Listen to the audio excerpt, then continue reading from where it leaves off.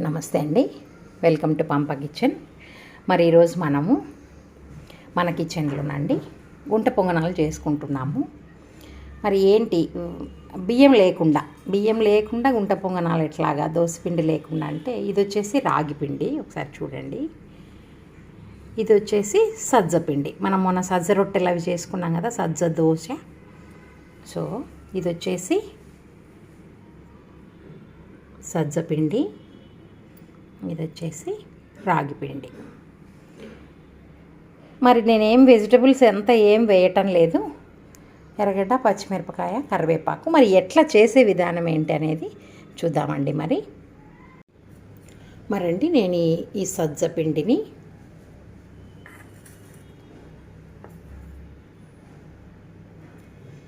అట్లాగే ఈ రాగి పిండి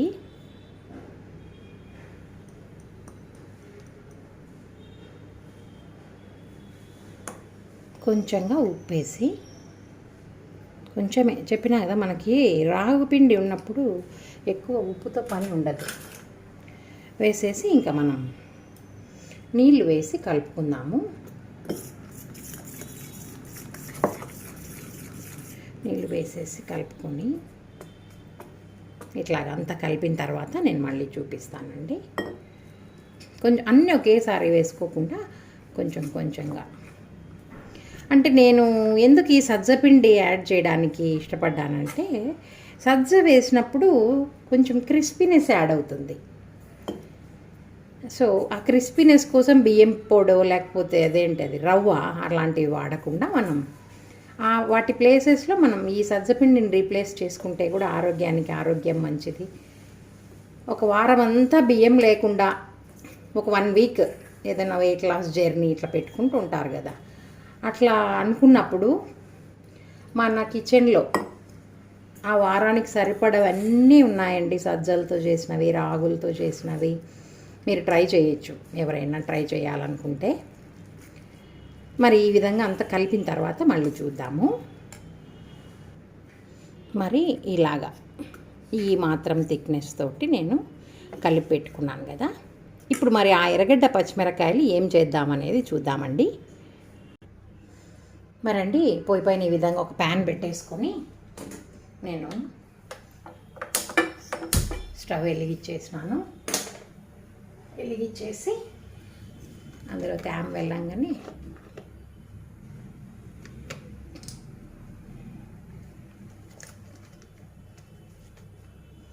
కొంచెంగా, ఎక్కువ అంత అవసరం లేదు, అట్లా కొంచెమే 1 టేబుల్ స్పూన్ అనుకోండి. అట్లా కాస్త నూనె కాగంగానే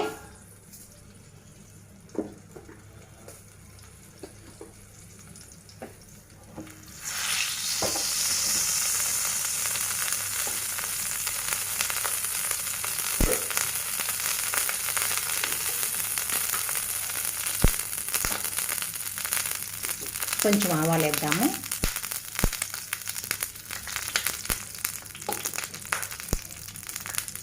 కొంచెం ఎక్కువ వద్దు, జీలకర్ర.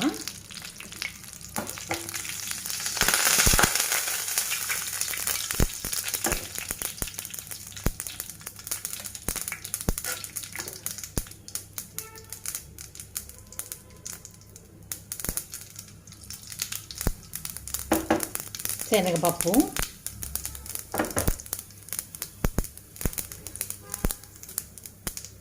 వేసిన తర్వాత మనం పచ్చిమిర్చి కట్ చేసుకున్నాం కదా, పచ్చిమిర్చి అన్నీ ఒకేసారి వేసేద్దాం. ఎర్రగడ్డలు, ఈ కరివేపాకు సన్నగా తుంచుకొని వేసేసుకొని, దాంట్లో కొంచెమే కదా, దీంట్లో కూడా కొంచెం ఉప్పు వేద్దాము. ఎర్రగడ్డల్లో తేమ త్వరగా బయటికి వెళ్ళిపోయి మనకి వేగుతుంది కదా. కాసింత పసుపు వేద్దాము. ఎక్కువ అంత వద్దు, కొంచెం అట్లా పసుపు వేసేసి కలిపేస్తామండి. ఇది మరీ ఎక్కువ మెత్తబడకుండా జస్ట్ కొంచెం అందులో ఆ ఎర్రగడ్డల్లో వాటర్ పోయి పచ్చిదనం పోయే వరకు నేనైతే ఉద్దిపప్పు అంత వేయను దీంట్లోకి, శనగపప్పే బాగుంటుంది నాకు. ఇంకా తిరువాతకి ఎండుమిరపకాయ అంత వేయను, అదంతా పంట కింద పడితే బాగోదు కదా. అందుకు ఈ విధంగా మనం వేయించుకోవాలి. చూడండి మరి కొంచెం పచ్చిమిరపకాయలు ఎక్కువ ఉంటేనే బాగుంటుంది. దీంట్లో వండి రకరకాలుగా ఇంకా మనం క్యారెట్ వేసుకోవచ్చు, వెజిటబుల్స్ ఏమున్నా వేసుకోవచ్చు.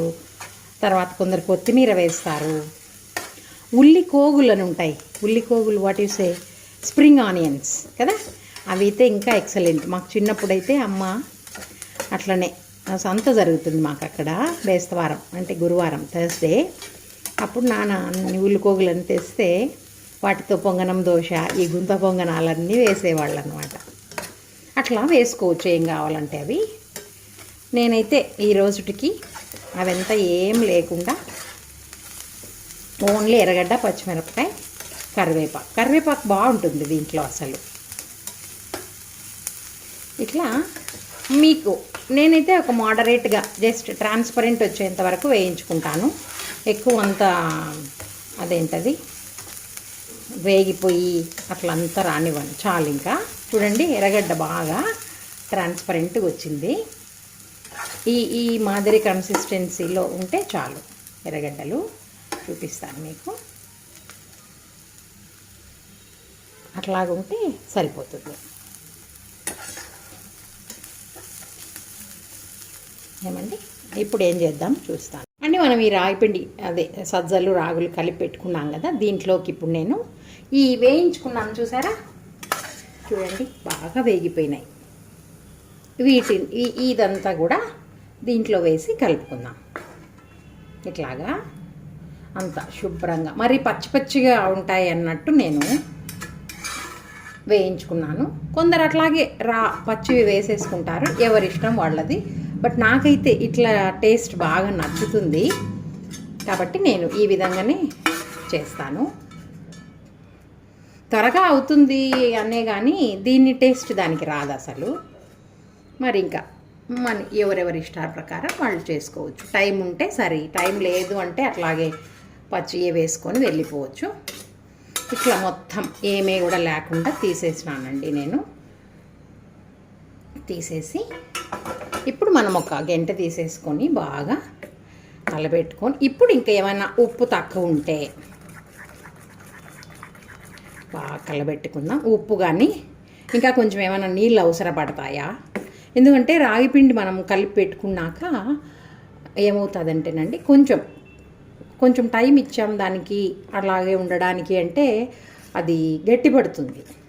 కాబట్టి ఈ టైంలో మనం కలుపుకున్న తర్వాత ఇంకా ఏమన్నా ఉప్పు కానీ ఇంకా వాటర్ ఏమన్నా అవసరమా చూసుకొని వేసుకుంటే మంచిది. నాకైతే కొంచెం వాటర్ అవసరం అనిపిస్తుంది. సో ఈ గోళంలోనే ఇట్లా వేసేసుకొని కొంచెం ఈ ప్యాన్లోనే వేసేసుకున్నాను. కొంచెం ఆయిల్ అట్లాంటివి ఏమన్నా ఉన్నా వచ్చేస్తాయి కదా.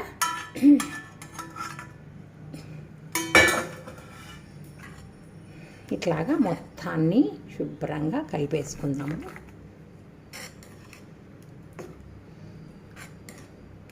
ఇంకా ఇది కొంచెంసేపు అట్లా ఉండగానే మనము గుంత పొంగనాల పైన పెట్టేసుకుందామండి. ఓకే కదా,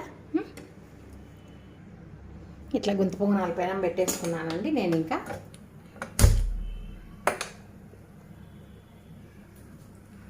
కొంచెం కాగిన తర్వాత మనం నూనె వేసేసుకొని ఈ గుంట పొంగనాలని వేసేసుకుందాం. కొంచెం కాగనిద్దాము. ఇది నాన్ స్టిక్దే, ఉక్కుదేం కాదు, త్వరగా కాగిపోతుంది. కొంచెం కాలింది అనిపించిన తర్వాత మనం నెయ్యి కానీ నూనె కానీ మన ఇష్టం. పెనమండి కాలిపోయింది, నేను కొంచెం నూనె వేస్తున్నా. కొంచెం ఏమన్నా దేంట్లో కొంచెం ఎక్కువ పడితే కొంచెం అట్లా స్పూన్తో తీసేసుకుందాము. మరీ ఎక్కువ అంటే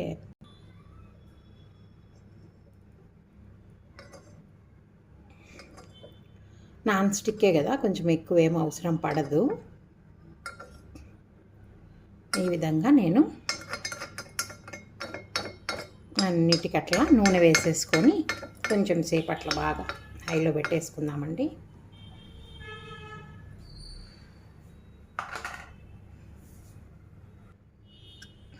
పెనం చూడండి బాగా కాగిపోయింది. నేను ఇందులో ఉప్పు అన్నీ చూసుకున్నాను, కరెక్ట్ ఉన్నాయి. ఇప్పుడు మనం ఎప్పుడు కూడా చివర్లలో వేసుకుంటూ రావాలి, ఎందుకంటే అది కాగడానికి టైం పడుతుంది. మధ్యలో అంటే మంట ఉంటుంది కాబట్టి త్వరగా కాగుతుంది కదా.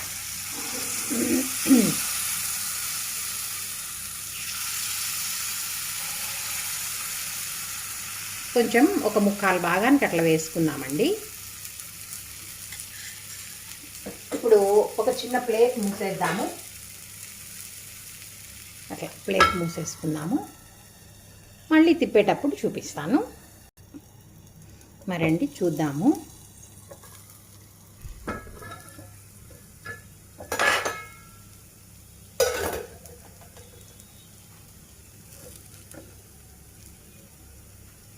బాగా కాలిపోయినాయి, అసలు అవి వదిలినాయి, పెనం పైన అంటుకొని లేవు, అసలు వదిలేసినాయి. ఓపెన్ చేయగానే మనకి దోశ కూడా అట్లనే లేసి వచ్చింది కదా పెనం పైన నుంచి. మనం సజ్జలతో దోశ వేసినప్పుడు చూసిన ఇది ఎంత బాగా కలరు, ఆనియన్ కలర్ కూడా చేంజ్ అయిపోయింది, అంటే బాగా కాలింది. ఎక్కువ టైం కూడా ఏం తీసుకోలేదండి మన దోశ పిండిలాగా. ఈసారి కొంచెం ఎక్కువ పిండి వేసుకోవచ్చు మనం, ఏమి ఇబ్బంది ఏం లేదు. అలాగా ఇంకా నెక్స్ట్ సైడ్కి ప్లేట్ ఏం అవసరం లేదు, ఇవి ఎలాగొస్తాయో చూద్దాం మనము. మరండి కాగిపోయినాయి కదా బాగా, మనం దీనిలను ప్లేట్ చేస్తాం. చూడండి ఇట్లాగా అన్నీ తీసిన తర్వాత నేను చూపిస్తాను మీకు ఎట్లాగుండాలనేసి. మనం ఇట్లా కత్తి స్పూన్ కానీ కత్తి కానీ పెట్టినప్పుడు మనకి ఏం అవ్వకూడదు, అవుతే పచ్చిగా ఉన్నట్టు కదా, ఏం అవ్వకపోతే మనకి బాగా కాగినట్లు. అన్నీ తీసినాక చూపిస్తాను చూడండి. మరి ఈ విధంగా మనకి గుంట పొంగనాలు రెడీ అయ్యి ఇంకొక వాయి వేసుకొని చూద్దాం. మరి నూనె ఎంత ఉంది పెనంలో,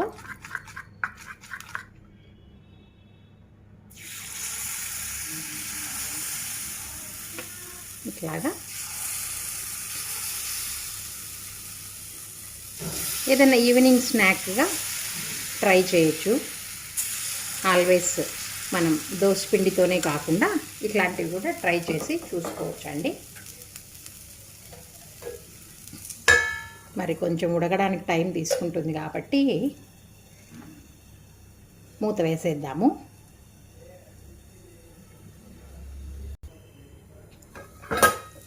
మరి ఇవి కూడా కాలిపోయాయండి.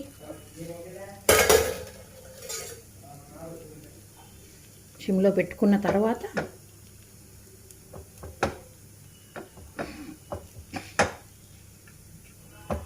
తొందరగా తీసినాను ఈసారి కొంచెం, అది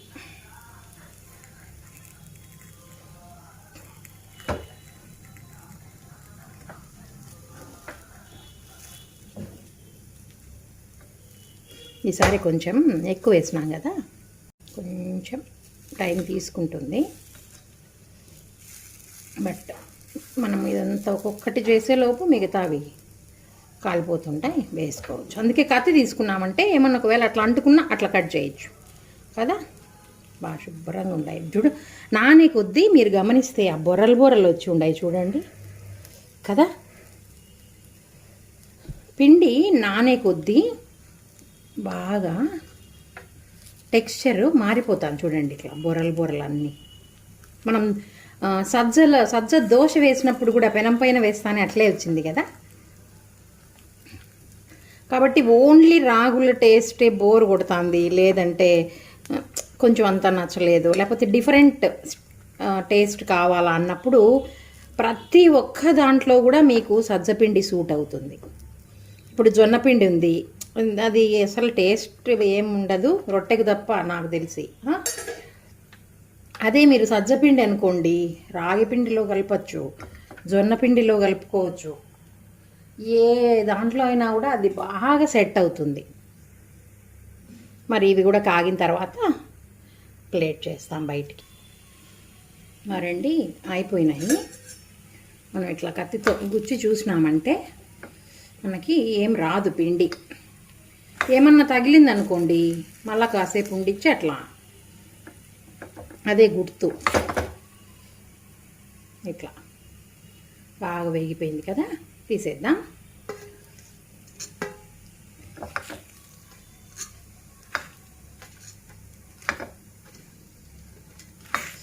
ఇలాగ మనము ఓన్లీ దోశలే కాకుండా ఇలాంటివి కూడా ట్రై చేయొచ్చండి. చూడండి,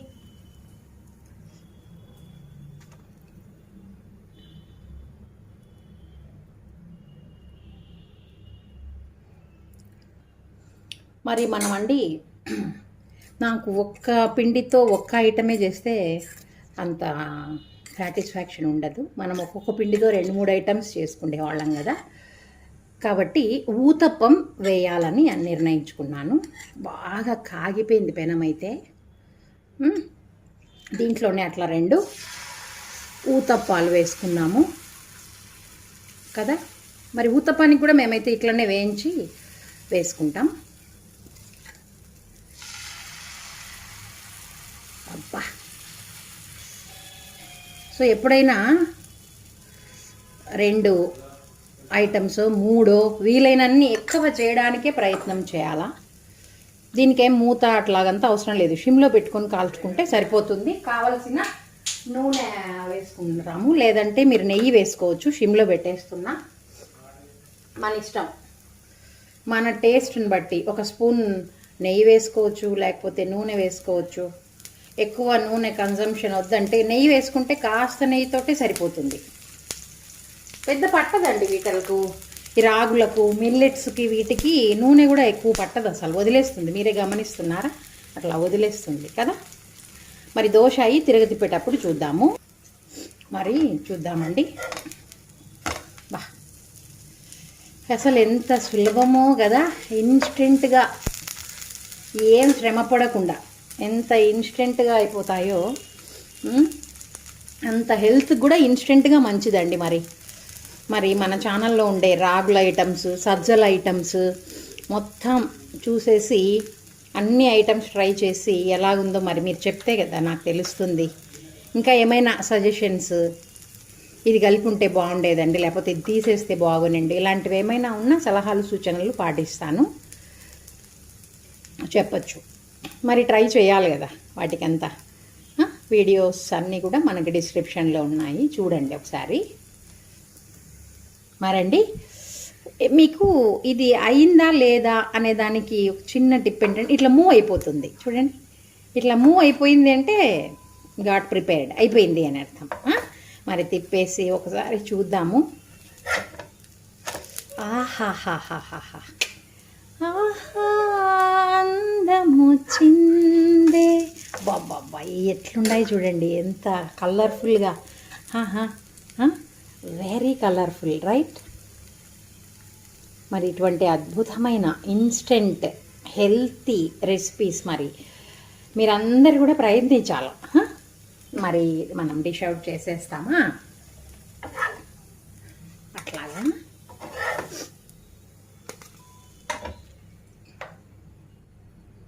బాబు చూడండి, మరి రాగి సజ్జ పొంగనాలు, ఊతప్పాలు రెడీ. మరండి, నేను ఈరోజు ఇవి తినని వాళ్ళు కూడా ఉంటారు కదా, వాళ్ళ కోసం నేను పూరీ చేసినాను. దాంట్లో బొంబాయి చట్నీ ఉండే, దీనికోసమని నేను శనక్కాయల పచ్చడి. మనం ఎప్పుడు చెప్పుకునేటట్లే శనక్కాయలు, ఎండుమిర్చి, చింతపండు, ఉప్పు, అంతే. మరి ఇది ఎలా ఉందో టేస్ట్ చేయాలి కదా. ఇది చూస్తే ఎంత అసలు తిని చూస్తే కానీ ఇంకా మీకు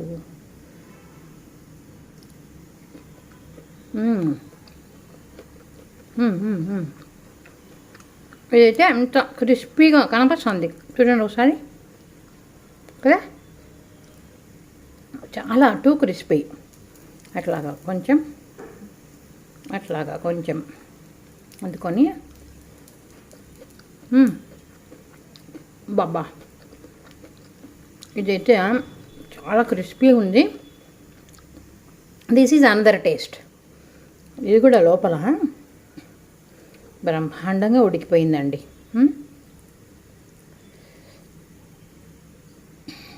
చాలా అంటే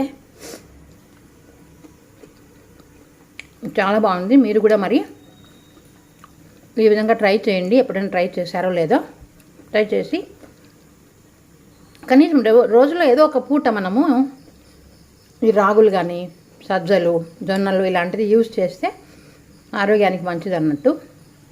మీరు కూడా మరి ఈ విధంగా ట్రై చేసి బాగుంటే లైక్ చేయండి, షేర్ చేసి ఇంకా ఎవరైనా సబ్స్క్రైబ్ చేయకపోతే మన ఛానల్ని సబ్స్క్రైబ్ చేయండి. Thank you.